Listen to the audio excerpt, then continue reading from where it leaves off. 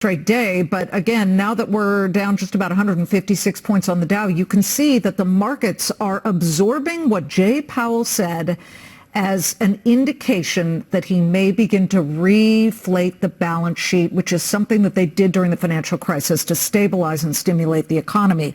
Let me get to our floor show, and I want to let our guys know, our floor show traders, this is also hitting the tape. And part of the reason that we went from down about 90 points at the low of the session, at the high of the session rather, a loss of 90 points, that back down to what we see right now is that it hit the tape that the United States is going to impose some visa, I guess, what would you call it? Some visa restrictions. The State Department said it will impose visa restrictions on Chinese government and Communist Party officials. Yeah, so suddenly the tensions of trade are hitting everything, but we've also got the Fed here. I want to start with Sarge. What do you see? How do you interpret what Jay Powell just said, that we're going to regrow the balance sheet, but it's not QE? Well, this is actually what I've been speaking of in many of my recent interviews. I've been calling it POMO because I knew they didn't want to call it quantitative easing. So I've been referring to it as permanent open market operations. They obviously need to grow the balance sheet as if just to handle the overnight money markets. But they probably need to grow the balance sheet a little bit just for the economy's sake as well. I do like that he mentioned a lower trajectory for the Fed funds rate. We all know I've been a proponent of that of late. I do think we need to repair the yield curve. He seemed to admit that he doesn't really have a handle on how loose labor markets are or how tight they are, which I thought was quite honest.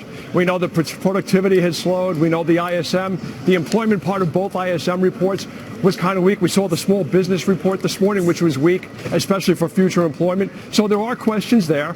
I don't like that he mentioned data dependency as reliable as the way the Fed has always operated, because I don't like that. I think they need to be ahead of the curve a little bit. I think we have to watch tomorrow's Thursday's CPI, to be honest with you. The core CPI has been running a little bit hot. PPI was cold this morning. If CPI follows suit, this guy has smooth sailing to do what needs to be done. Okay, Phil Flynn, you need to cut through this and tell me, am I crazy, or did Jay Powell just announce a new stimulative version of quantitative easing?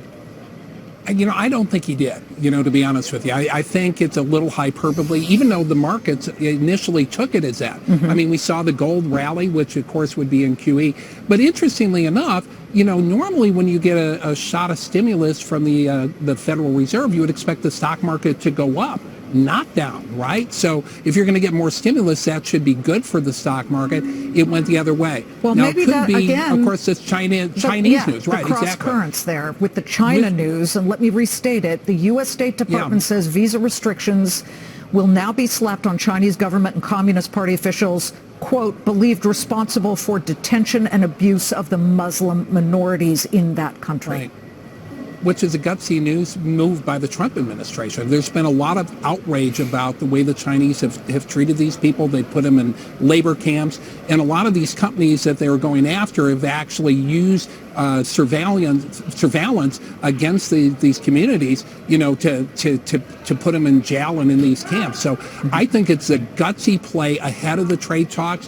It does put the trade talks at risk, but let's face it. I mean, Donald Trump does not do things quietly. He made the right move here. He's putting the spotlight back on human rights, which is where it should be. And I think it's a gutsy call. I think it's the right call. I'd be remiss if I didn't remind our viewers that it was President Trump who wanted to ban immigrants from certain Muslim nations. So this might be perplexing for some of our viewers here, Alan Nuckman. Either way, it just appears that we are ramping up the tension once again, just as a very large contingent of trade representatives from China arrive here and begin to speak with Robert Lighthizer, our trade representative. That, I think, has a lot to do with the fact that the market couldn't hold gains it saw and interpreted from what Jay Powell said, two different subjects. But what are you seeing on the floor? What kind of trades?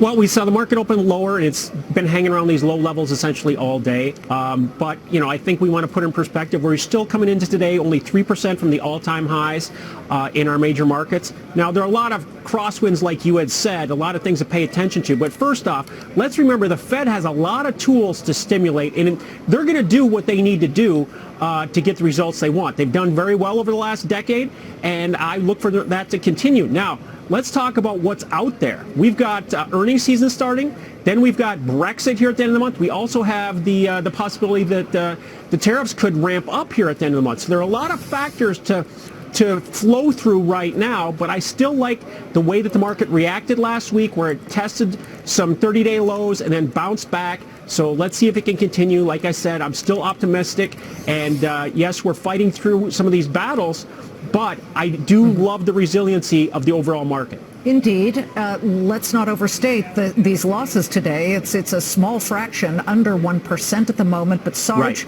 Right. I do want to point out that this morning, people woke up here, again, with the trade talks restarting with the Chinese, and found that the U.S. government has blacklisted 8 different China tech companies, okay, 8 of them.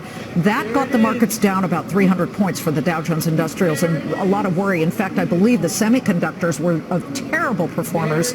I had noted at the moment that the semis just immediately tanked, and you know, because they have such a big exposure to China. They get a lot of their revenue from China, and so therefore it was a real problem here to see that. And then now we see this this restriction placed on some of the visas.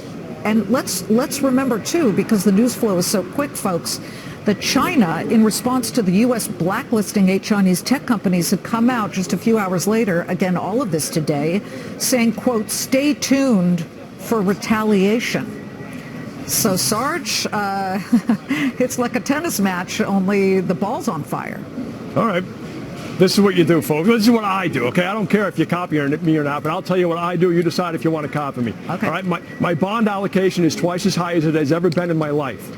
All right? Just so you know, I've reduced my equity portion to below 45%, which I have never been below 60%. So I'm not telling you the end of the world is coming. I'm telling you I'm building a fortress around wealth preservation right now. So I'm protecting myself. Most of my book is not most of my book, but my larger positions are all in dividend payers right now. Not necessarily the utilities and the REITs, but the ones that will say expose me to growth going forward. Stocks like, you want to go with Seagate Technology, Western Digital, Cisco, Wells Fargo, CVS, Merck, Conagra, Pepsi, Telephone, and Verizon. All right, you have Sarge's picks right there. All right, we'll take them. And Sarge, you have been saying for a couple of weeks now, going to cash. Gentlemen, thank you, because we have a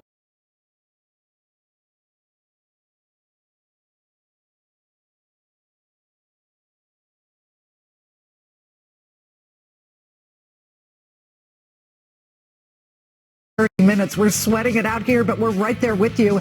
The Dow is down 163 points. And yes, while the Federal Reserve